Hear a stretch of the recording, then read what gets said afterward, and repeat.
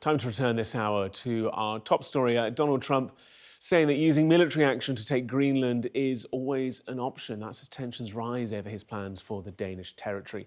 In a joint statement yesterday, EU leaders said they would not stop defending Greenland's territorial integrity. Well, let's take a moment to look at the island in a little more detail. Mostly covered, as you well know, by a giant ice cap. Greenland is the world's largest island that's not a continent.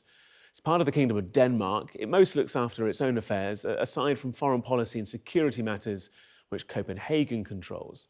The entire population of 57,000 could fit inside Wembley Stadium, and there'd still be 30,000 unfilled seats left. Well, let's bring in our military analyst, Sean Bell.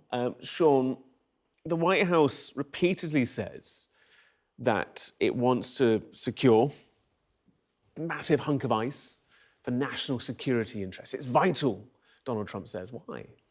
Yeah, good morning, Gareth. I mean, first of all, it's not new. The US has been interested in Greenland for well over 100 years, part of its own national security. In fact, the US occupied Greenland during World War II because Denmark was invaded by the Germans at the time. At the end of World War II, America was quite reluctant to leave, and in fact, eventually it prompted a whole load of arrangements over the years where 1951 a treaty where the US was legally obliged to come to the rescue of Greenland, and 1953 this airbase, Tula Air Base, was put together there, an American base which has since changed its name to Pituffik, a space base.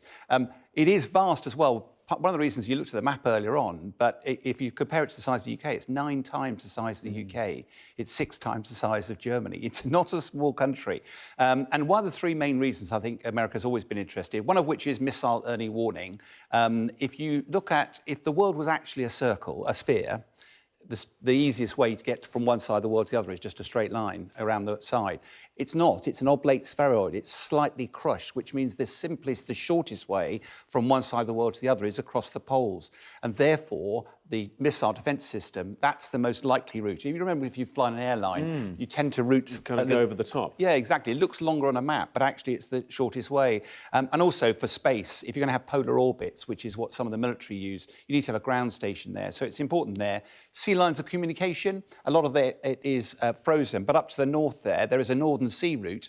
At times of the year when that opens up, that makes it a lot shorter for ships going between Europe and Japan. How much shorter? 13,000 miles normally, down to 6,000 miles. It saves half the distance.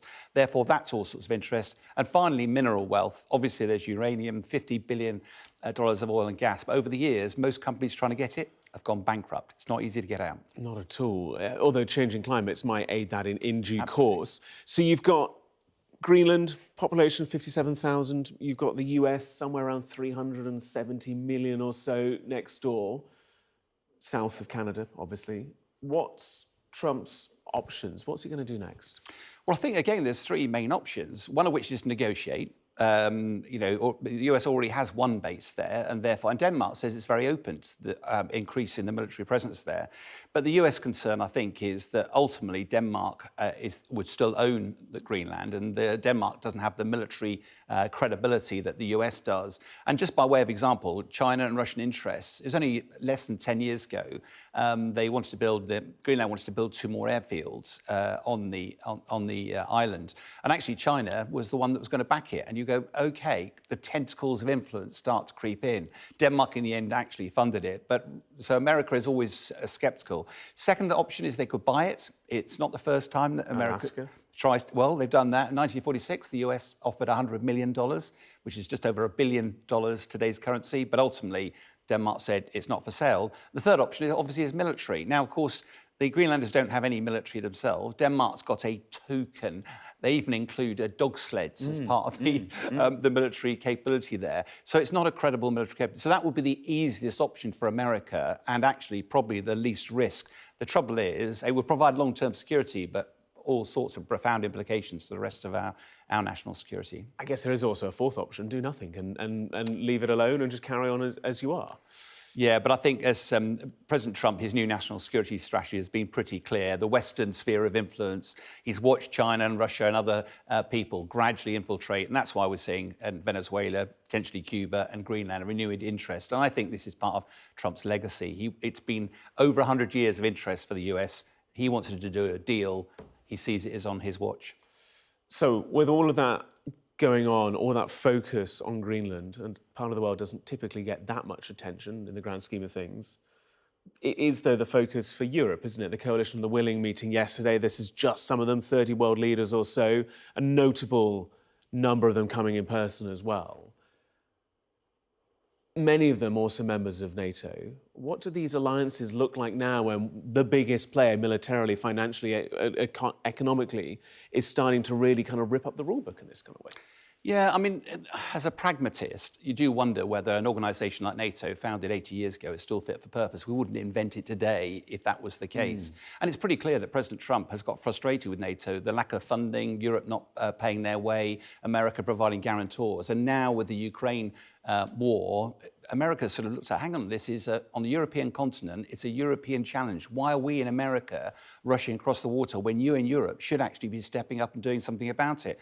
So I do think it feels like President Trump's looking for an excuse to extract himself from NATO anyway, and actually the confrontation, should he choose a military option to actually kick Denmark out of a territory and take over Greenland, it's very difficult to see how NATO could survive in its current form. I suspect one of the reasons that the Coalition of the Willing had all of the major leaders in person yesterday, and I watched the news conference afterwards, it felt less about Ukraine and it felt more about just trying to keep America bedded in this process.